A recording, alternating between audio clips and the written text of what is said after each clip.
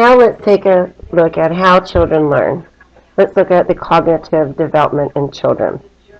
Cognition refers to your higher mental processes, all the mental activities associated with thinking, knowing, memory, and communicating. One of the most well-known developmental psychologists is a Swiss psychologist named Jean Piaget. He identified that children think very differently at different stages throughout their life. We're going to focus on his three-step learning model and also his 4 stages of cognitive development.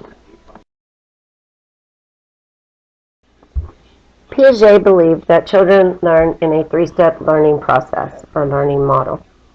First of all, they develop what are called schemas.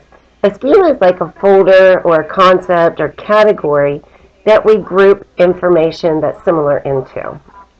For example, we have a category or concept or schema for school supplies or holidays or tools. So children learn these concepts.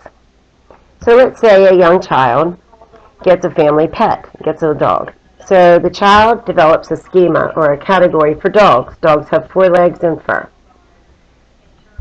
As the family is riding in the car down the road, the child looks out the window, sees a horse, and instead of saying horse, because he's never heard that word before, the child will say dog. He's trying to fit some new information that they come across into an existing category or schema. It's never heard horse, but it has 4 legs and fur, like the family dog, so the child will say, that's a dog. Or the child learns a schema or concept for car. A car has 4 wheels and it moves. So the child is riding down the road and it sees a bus. It's never heard the word bus, but it has wheels and it moves. So the child will simply look out the window and say, car. This is the second step in Piaget's learning process. This is called assimilation. Taking new information and grouping it into an existing concept or schema. So once again, as the child encounters new unfamiliar items, they will try to group them into a category, a folder, or a schema or concept that seems similar. That is assimilation. The third step usually involves somebody older, somebody in the family, maybe an adult, telling the child that their assimilation was incorrect. Saying, no, that's not a dog, that's a horse. That horse is much taller and has a mane. That's not a car, that is a bus. A bus is big and yellow and takes children to school. So that leads to the third step, accommodation. And this is changing your existing schema. Now a dog is not everything with fur. Now a car is not just everything that has wheels and moves.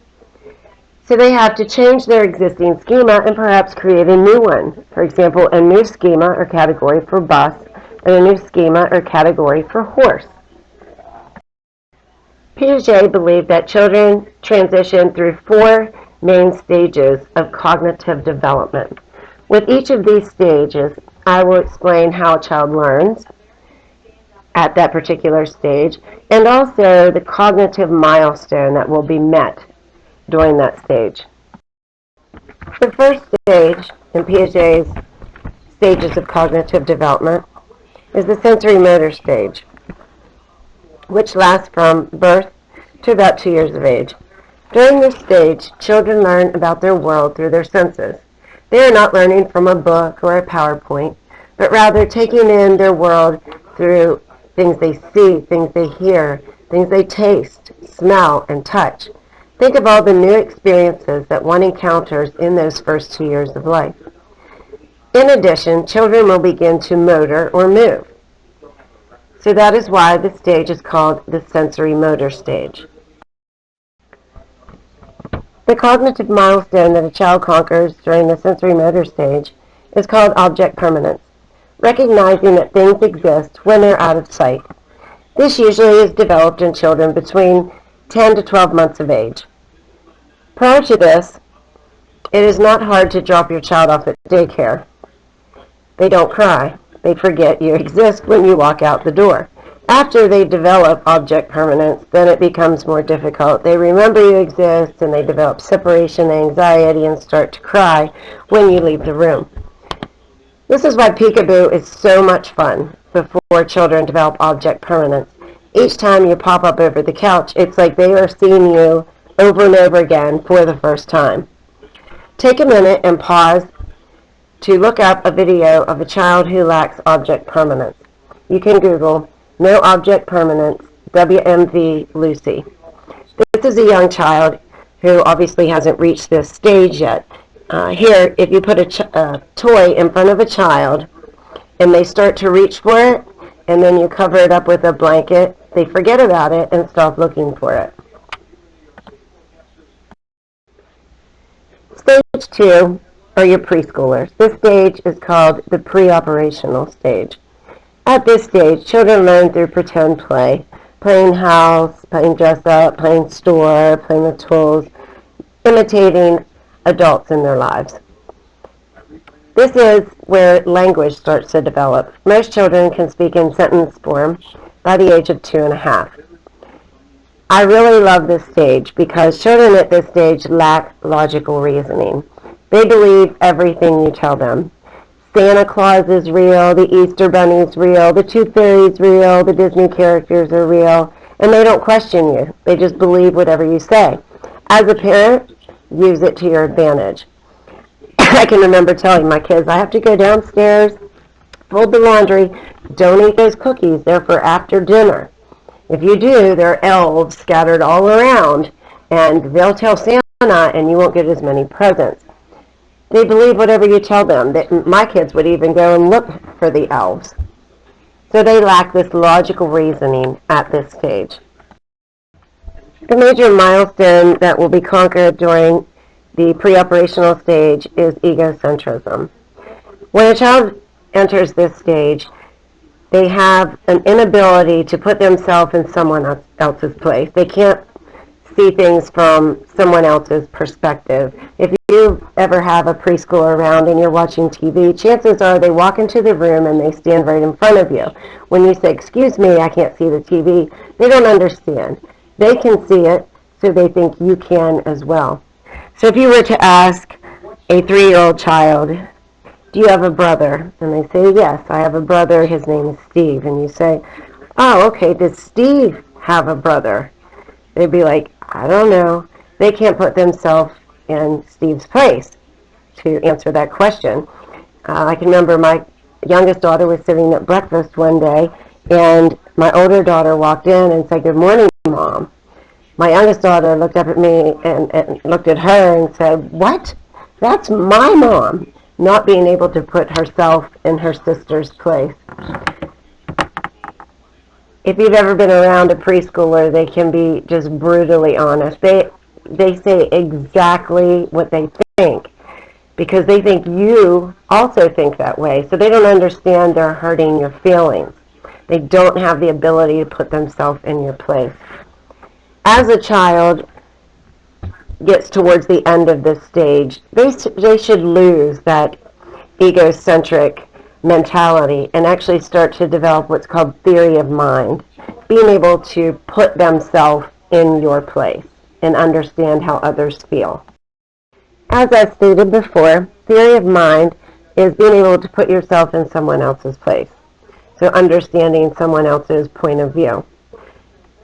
If a child does not lose that egocentric mentality by the age of, let's say, 7, 8 years old, that could set up a red flag that a child may have autism. In addition to having impaired communication and social skills, they lack theory of mind. An autistic child cannot put themselves in someone else's place and understand someone else's emotions or feelings or thoughts.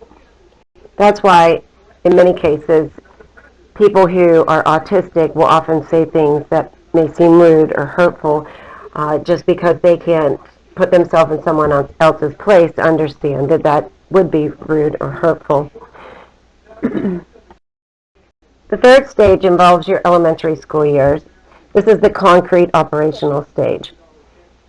At this stage, children are performing basic mathematical transactions that are concrete, things that are tangible, like addition, subtraction, multiplication, division, things that can be represented. A child will master seriation at this stage, and that's simply putting things in order from largest to smallest. Piaget was often criticized for putting seriation in this stage because many children in the pre-operational stage can also perform this task. At this stage, children start to think logically, so they start to question you. So that magical thinking that you saw with the pre-operational child goes away at this point. So your child may come up to you and say, wait a minute, how did Santa Claus get all around the world in one night? And we don't even have a chimney, so how does he actually get in here? So that logical thinking comes in at this stage. The major mental milestone that will be conquered during the concrete operational stage is called conservation. This is recognizing that the amount will stay the same even if the form changes. So mass, volume, and number will remain the same even if that form will change. Take a minute and pause the video and Google Roxanne Conservation Piaget. Here you will see a young girl named Roxanne who has not developed conservation. Usually children develop conservation between 7 to 9 years of age, depending on the child. When a child reaches adolescence or puberty, they enter what's called the formal operational stage. This is when children start to think more philosophically, deeper thought process. They develop moral reasoning, understanding why we have rules and regulations that we should follow. They start to develop abstract thought. This is when they can actually start to do algebra, because X would not be concrete or tangible. It's very abstract. They begin to develop the ability to think hypothetically at this stage.